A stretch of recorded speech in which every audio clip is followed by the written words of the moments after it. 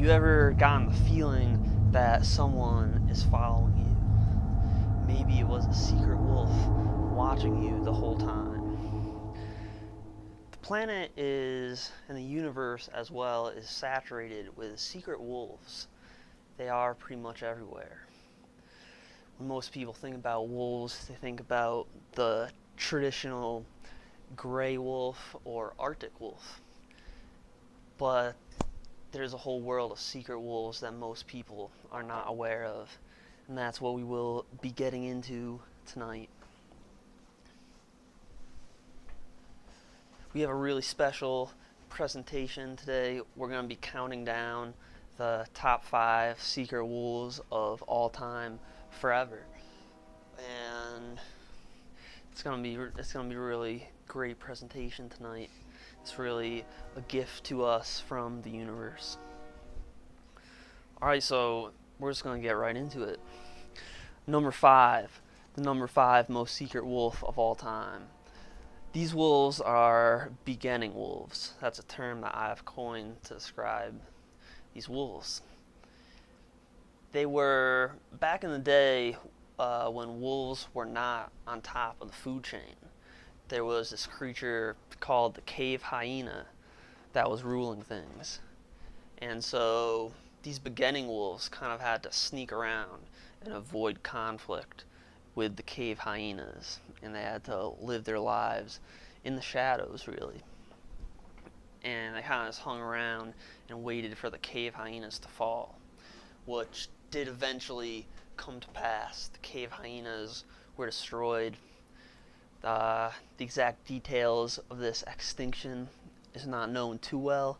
Perhaps it was a disease, perhaps it was a change in the climate, but regardless, they fell and the wolves were ready to run in and take their place. Have you ever been waiting around for an animal to slip up so that you could take their spot? I'm waiting for the kangaroos to make one wrong move, and I'm going to go in there and take their spot. And then I'm going to be the one that hops around all day. And that's going to be me. You would have to do a lot of your hopping in secret, because if the kangaroos caught on to what you were doing, they would try to find you and probably murder you. They might be equipped with rocket launchers, which more likely than not would have heat-seeking capabilities. So you would have to carry a bag of ice with you while you were hopping in secret to offset this and lower your body temperature so the rockets would not be able to find you anymore. And you can get really creative as to spots where you hopped in secret. This is kind of a lame hiding spot behind a cabinet, and this guy's probably going to get caught and get blown up by the kangaroo. You could hop on top of a mountain. If you climbed up there, a really hard mountain to climb, no one else might be up there, so that'd be a safe spot where you could get in a few good hours of hopping. You could wait till everyone was asleep at night and then go hop in a clearing in the middle of the forest, and that would also be a safe spot where you could practice your hopping. So these beginning wolves were pretty much identity thieves is what they did, and you might not like it because maybe one time someone stole your identity and used your credit card to buy a season pass to an amusement park or something along those lines. But you do have to give the identity thieves of the universe a certain amount of credit for operating with a high degree of secrecy. And that's why the beginning wolves have earned the number 5 spot on our countdown. Alright, moving on to the number 4 spot. This spot belongs to lone wolves. This is a term that you might often hear said to describe people who are off by themselves doing things. But the first lone wolf was a wolf, actually. And it is an interesting phenomenon. It's kind of paradoxical. Wolves are known to be very pack-orientated. So it's interesting to see when these wolves go off by themselves, when they go rogue. So why is it that they do this? We're going to get into that right now. One reason people think wolves go rogue is because they're looking for mates. The alphas in a wolf pack, the alpha male and female, are the only ones that are allowed to mate in the pack. So it's thought that these young wolves, they gotta go out on their own, or else they will be persecuted and probably bitten by the alpha male and females. Another reason it's thought why they do this is that lone wolves are omega wolves. An omega wolf is at the bottom of the wolf pack hierarchy, and they don't get to eat a lot of food because they're the last ones to eat. So everyone else gets to eat first, and then they have to come in. So they might go searching for better food sources.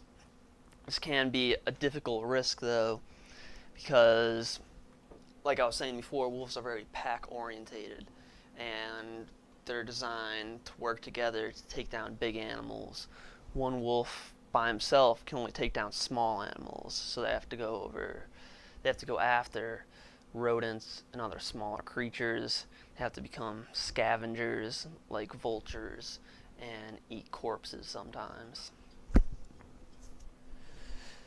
Another reason why it's thought wolves might go rogue is that they are actually the alphas. In this case, the lone wolves are a lot older. Normally, it's thought to be younger wolves. Sometimes it can be older ones. If the pack doesn't like how the alpha is running things, they can, they're just being particularly brutal and attacking the other members of the pack for no reason, and just being super mean. They will wait for that alpha to get sick or old, and then they will kick the alpha out of the pack. And that could be similar to a situation in which you went over to stay, or you had a friend come over to your house to stay, and they started charging their drones there, and they didn't provide any contribution to your electrical bill. You would wait for your friend to get sick or old, and then you would kick them out of your house, or possibly even murder them.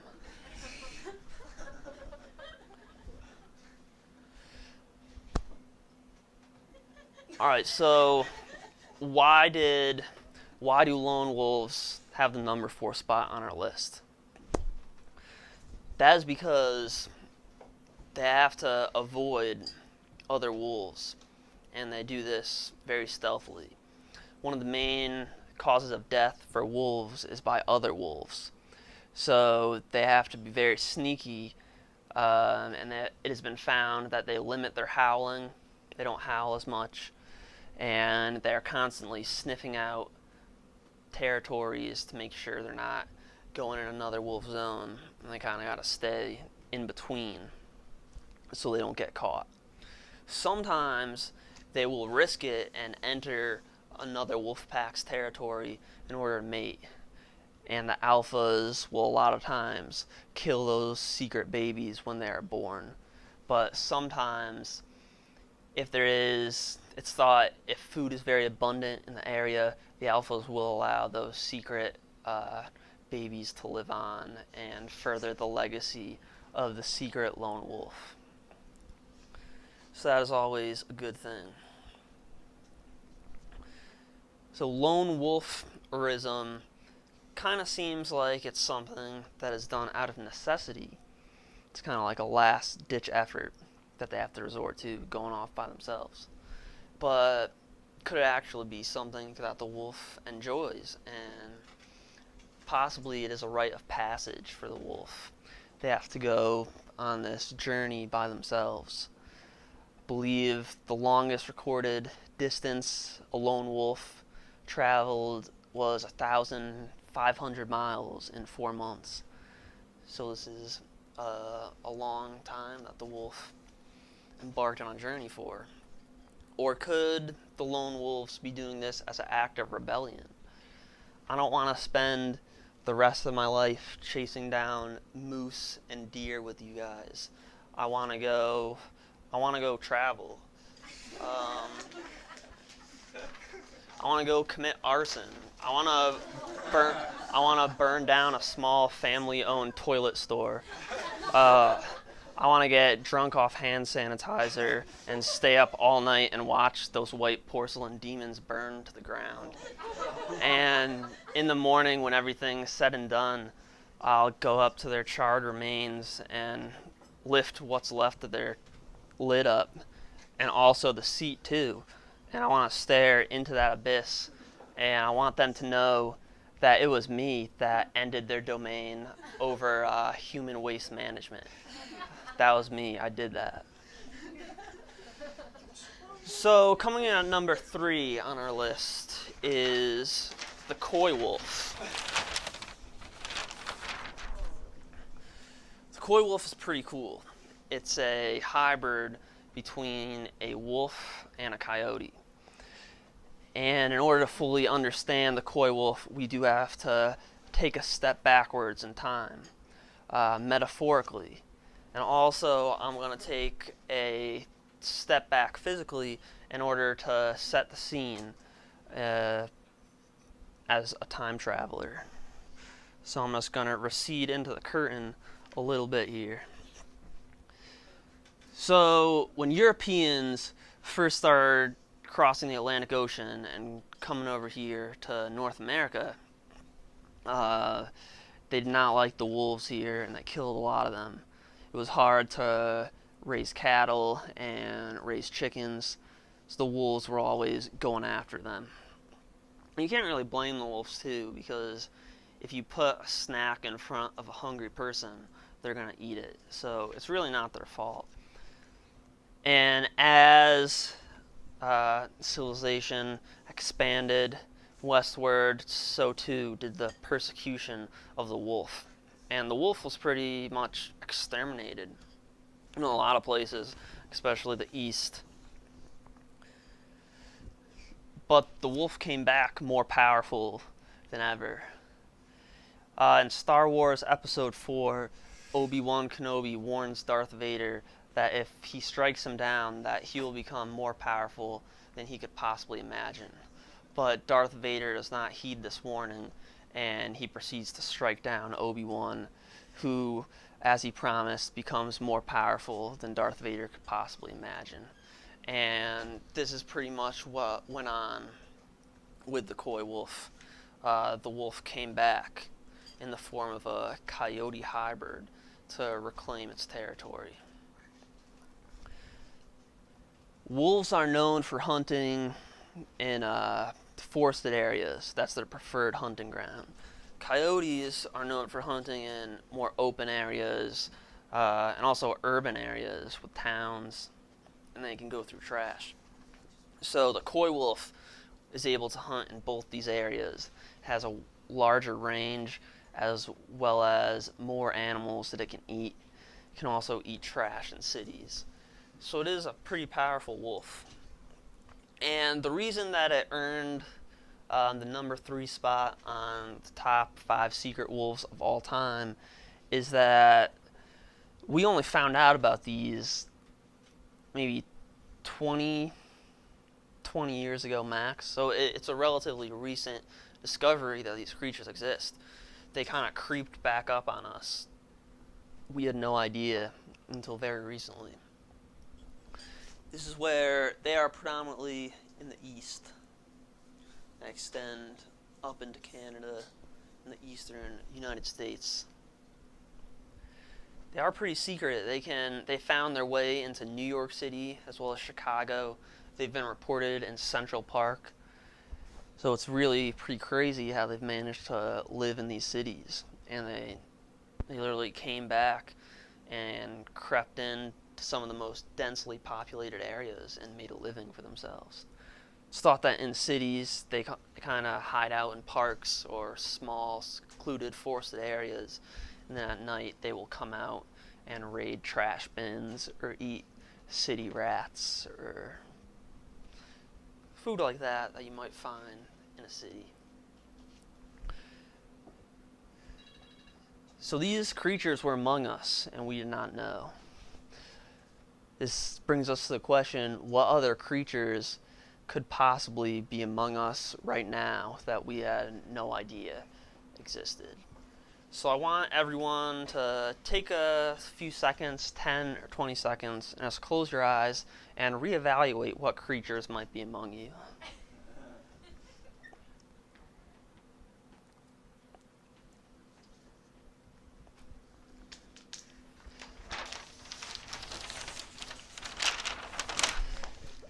The election of 2008 focused around one main issue: picking up dog shit. People were tired of stepping in it all the time. It got so bad to the point where you had to leave at least an hour early for work, because at some point on your way there, whether it be in the parking lot or in the reception lobby or the elevator, you're gonna step in dog shit, and you're gonna have to allocate some time to scrape it off the bottom of your shoe. And so finally a champion emerged for humanity. It was Barack Obama, and he exploded onto the political scene and said, "I'm going to do it. I'm going to pick up your dog shit for you." In the early days of his campaign, he was going door to door, and he would ask, "Do you have any dog poop that I can pick up for you?" And everyone was ecstatic, and yes, they said yes. They invited him in, and he picked up their dog poop for him. In the rare event that someone didn't have dog poop for Obama to pick up, he would say, "Okay, I'll wait." And he would sit there for 4, maybe 5 hours sometimes, and just wait for your dog to take a poop, and then he would pick it up and move on to the next house. He got popular pretty fast, to the point where eventually he was having rallies with thousands and thousands of people attending. I was actually at one of these rallies. Obama brought a Irish Wolfhound onto the stage, which is one of the larger species of dogs, and he had this dog take a poop, and in front of everyone he picked it up and double bagged it so it wouldn't smell. And this was just a really magical moment. People were in tears. Finally someone was going to pick up our dog shit for us. It was really awesome. John McCain, the Republican candidate in the election, shortly afterward held a press conference, and he said, "Well, I guess I'm picking up dog shit now too." And he started doing it. The atmosphere in politics was just electric. The youth were getting involved. Kids saw what was going on. I can get into this. This is really interesting. And so they were getting out there onto the political scene. For the first time, instead of boring debates where people are just talking at each other, Obama and McCain held a contest to see who could pick up more dog shit. Average sized turds being worth 1 point, above average sized turds being worth 2 points, and doggy diarrhea that you kind of had to wipe up off the ground and go through with several passes and then come in with a garden hose and spray it off after, being worth 3 points. So we all know what happened. Obama won. The morning after the results came in, I woke up with a huge smile on my face. I'm not usually a morning person, but I was super excited just what my life would be like with Obama as my leader. And I hopped out of bed and I stepped in dog shit. I didn't even have a dog at the time. That's when I realized that I'd been deceived. And shortly afterwards, everyone realized that they had been deceived. It was all a big act. The rallies, the going door to door. It was an act. Was all that poop he picked up pieces of chocolate, or were they actually real poop? I don't know anymore. There are two camps of people. Some people said that he just planned to deceive us from the beginning. Other people said that he had good intentions, and when he got into office, the big shoe industry got to him, and they said, "Listen, this dog shit everywhere is too good for our business. You're not gonna pick this up. You're leaving this on the ground." And it makes sense too, because the first couple times you step in dog poop, you will take the time to scrape it off, but after 7 or 8 times, you start to grow cynical, and you'll just start buying new shoes.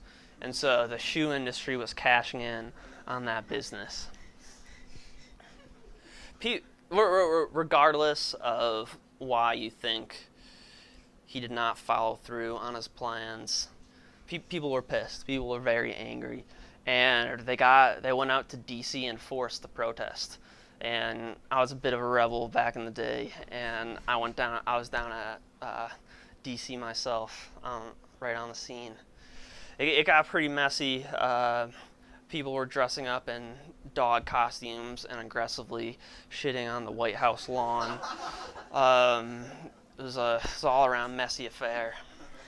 I'll always remember this. Some guy came up to us while me and my fellows were protesting, and he said, "Look, why don't we just all get together and we can pick up this dog shit ourselves? Why do we need to make someone else do it for us?"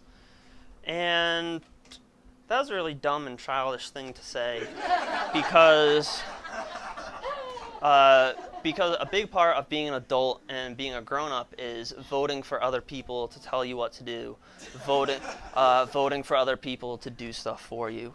So a group of protesters walked their dogs over there, and they had them shit on him. If you don't have something positive to say, then don't say it at all. So this outrage continued. The protests just kept going. It was nuts. It was really crazy. And then one day, it stopped.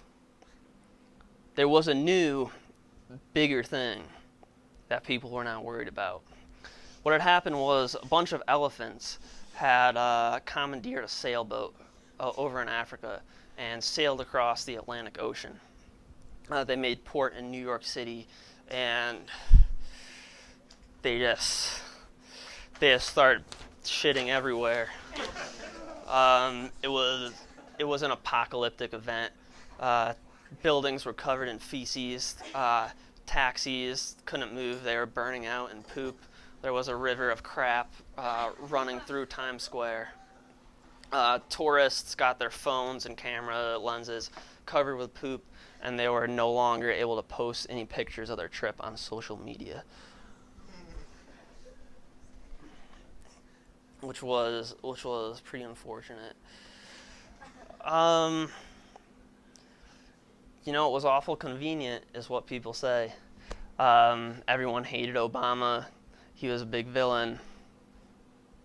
And these elephants come in and trash New York City. He calls in the National Guard and cleans it up. Now all of a sudden everyone loves Obama and he's a hero.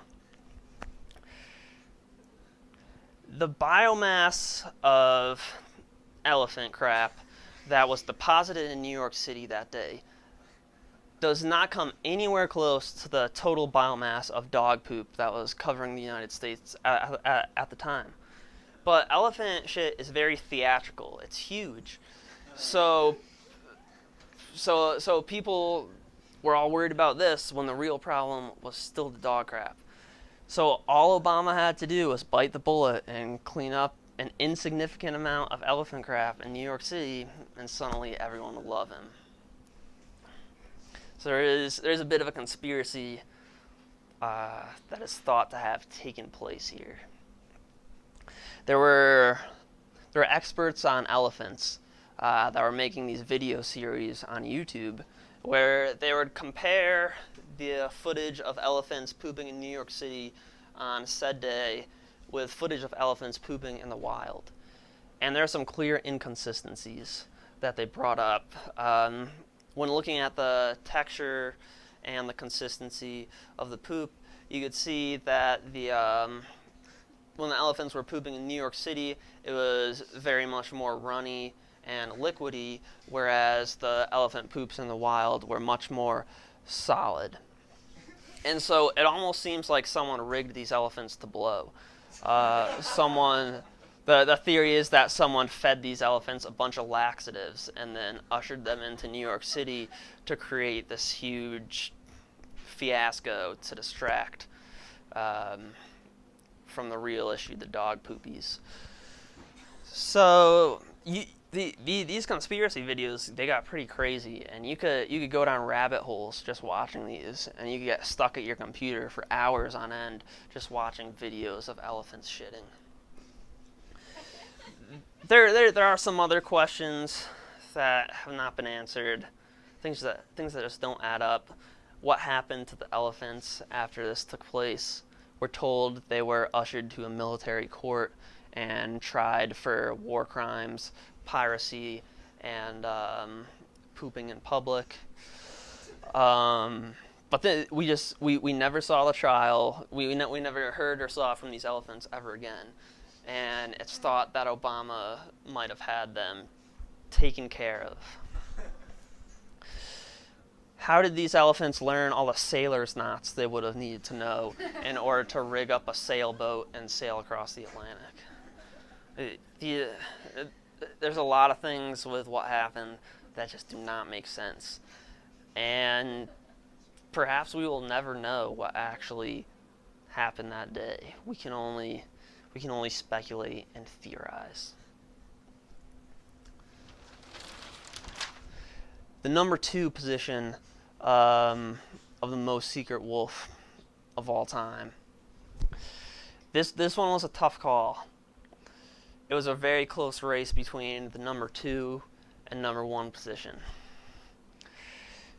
These wolves are in places that you would not expect them to be at all, and they're really crazy.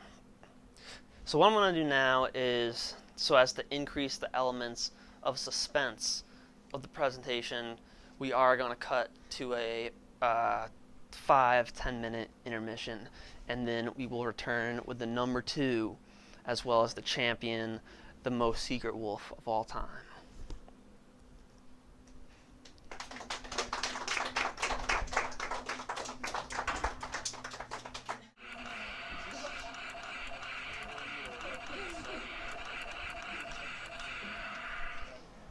All right, we are about to commence the second half of the show, where we will unveil the much-awaited, most secret wolf of the universe forever.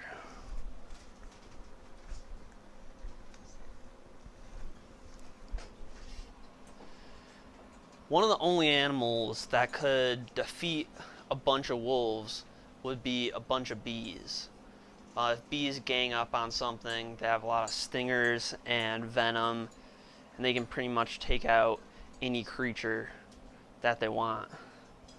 If they became self-aware of this fact, we could be in trouble and face a bee invasion. But what if wolves were very adept at swimming in the water? Then these bees would not be able to defeat them. So everyone knows that if bees are chasing you, you jump into water and you'll be safe from them in there. So these wolves that I'm talking about are the sea wolves. Sea wolves are pretty cool. They live in the Great Bear Rainforest in Canada, and that is a pretty cool place to live. The Great Bear Rainforest is a pretty good name. Do you think that you could come up with a name for a rainforest, or would you drop the ball? You probably would. You'd probably come up with a really dumb name for the rainforest, like the tennis racket rainforest. And the reputation of rainforests everywhere would suffer as a result of your negligence. So this is where they live, and they are adapted to living on the coast. About 90% of their diet is seafood. They'll wait for the low tides, and then they'll go running across the beach, and they'll look for clams and crabs, sometimes whale carcasses that wash up, seal carcasses, and they'll just eat that. Now it's pretty interesting that there's a wolf that just lives on the beach all day, and he goes out every morning when there's a low tide or at night, depending on the moon cycles, and just says, "What did the ocean bring me today?" And he just looks around and sees what he got. So that'd be a pretty fun life to live as a sea wolf. The reason this wolf is the number 2 spot, though, is because it does something pretty crazy. It's been recorded that these wolves swim out to islands, and not just islands that are very close to shore. The furthest that a sea wolf has swam away from the mainland, any other land mass, has been 7.5 miles, which is super crazy. That wolves are swimming multiple miles out in the ocean, where there are crazy waves and sharks and stuff like that. So they are pretty cool. It's thought that they started doing this because they wanted to get away from all the bears in the Great Bear Rainforest. There are a lot of grizzly bears and black bears there that would compete with them for food sources. So they said, we just got to get away from all these bears. These bears make me feel really uncomfortable when they eat all the food that I'm trying to eat. And so they just swam out and went to islands where they could be free to pursue prey by themselves and didn't have to deal with the bears. And they'll use smaller islands as sort of pathways to reach bigger islands where they can find prey. It's pretty cool. They hide out on secret islands away from bears, and that is why they are the number 2 spot on the list tonight.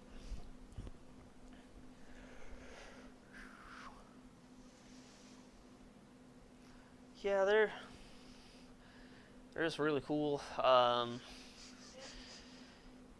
are some dangers that the sea wolf would run into, as we were just saying, with sharks.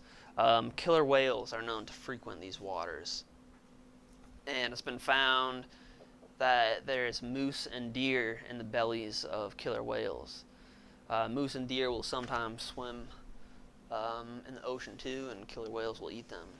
So these wolves could be at risk of getting eaten by a killer whale.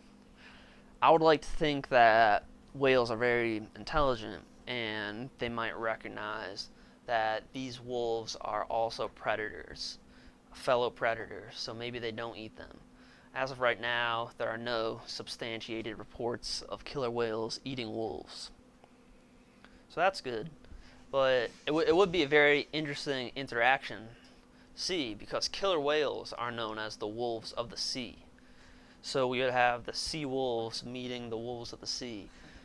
And there could be some interesting things that happen in that meeting. Hopefully it did not involve one party eating the other. So we have wolves in the ocean. One spot where we could use wolves is in volcanoes. We could have volcano wolves, and this would really be good to increase the diversity of life on Earth. These wolves would explode out of a volcano, and that is how they are born. They would be covered in lava and be immune to high temperatures. So this is on my this is number 1 on my list of secret wolves that I want, but do not have yet. In the future, if Planet Earth takes my suggestion and produces this wolf for us, this wolf will be on the list, but as of right now, it is not, and it is just an imagination wolf. I was also thinking, when I was on the topic of volcano wolves, just pondering this over, I was thinking that we could use wolves in our houses. Well, that has already been done with dogs. But I did think of that independently, so I do actually credit myself with the discovery of dogs. All right, so the big moment is coming up where we unveil the number 1 secret wolf of all time. But first, I would like to go over some honorable mentions. Uh, there are a lot of secret wolves on the planet and in the universe, and I could not fit them all into a list containing only 5 entries. If there's a secret wolf in the audience tonight, do not take it personal that you did not make the list. It doesn't mean you're not secret enough. We just had to narrow it down, and some wolves did not make the cut. All right, so honorable mentions. First honorable mention is the Ethiopian wolf. This wolf is pretty endangered. It's only found in Ethiopia, kind of in the center of the country along this line here, in very secluded spots. So that's one thing that makes it secret, is that it's endangered. You kind of gotta look at the positives, that it does qualify you to be a secret wolf if you are endangered, because being endangered is can be kind of a bummer. So you gotta keep your spirits up. These wolves are very specialized for hunting rodents, as opposed to taking down large animals. And because of this, they have a elongated snout, so they can poke around in holes and catch the rodents. And they're also very solitary because of this, that they don't need to rely on the pack to hunt down large animals. So one of the things that made this guy an honorable mention, besides the fact that it's endangered, is that they are known to use monkeys as camouflage. What do I mean by this? Rodents will get spooked sometimes if they detect the presence of these wolves. So what they do is they will go hunt for the rodents when monkeys are around, because the rodents are lulled into a false sense of security by the presence of these monkeys, because monkeys don't hunt the rodents. And surprisingly, the monkeys don't mind the presence of the wolves. The wolves and monkeys get along fine. It's very interesting. But they are much more successful at catching the rodents when the monkeys are around. You could learn something from these wolves. You could use monkeys to camouflage yourself from your enemies. If a debt collector was coming after you, you could go hide in Africa amongst a bunch of monkeys, and the debt collector would not think to look for you there, because monkeys cannot take out loans. So that would be one of the last places they would look, and you'd be safe there. Alright, so another honorable mention, also from Africa, is the African golden wolf, which for a long time, this creature was thought to be a jackal. A jackal is kind of an African equivalent of a coyote. So it was kind of a similar situation with the coy wolf that we were talking about before. Ran some DNA tests and found that there was a significant amount of wolf DNA within this jackal. So they reclassified it as wolf. So that's a secret in itself that most people didn't know about it. I kind of had to stretch my imagination here to come up with some more secret qualifiers for this wolf besides DNA, because that kind of seemed like a lame sole qualification to make an honorable mention. So I was reading that these wolves are, they hang around the wildebeest population during the wildebeest birthing season. And for a few days out of the year, they will exclusively eat wildebeest placenta. That's all they will eat. And you would have to be kind of secret and low-key about that, because people would think you were really weird if you were just eating wildebeest placenta all day. Our last honorable mention is the Andean mountain wolf. This creature has not been confirmed to exist. So there's a fine line that we have to walk, because could this creature be so secretive that that's the reason why we haven't found it, or could this creature just not exist at all? So I couldn't in good confidence put it on the actual top 5, but I did want to give it an honorable mention. There have been several skins as well as a skull produced that are thought to be from the Andean mountain wolf.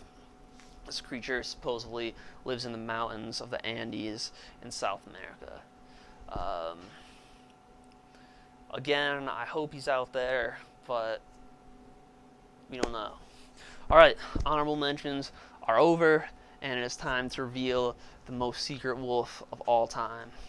So, this is it's a big moment that we've been leading up to all night, and we have kind of been on a journey together, and that journey is about to come to an end. So, that is kind of sad.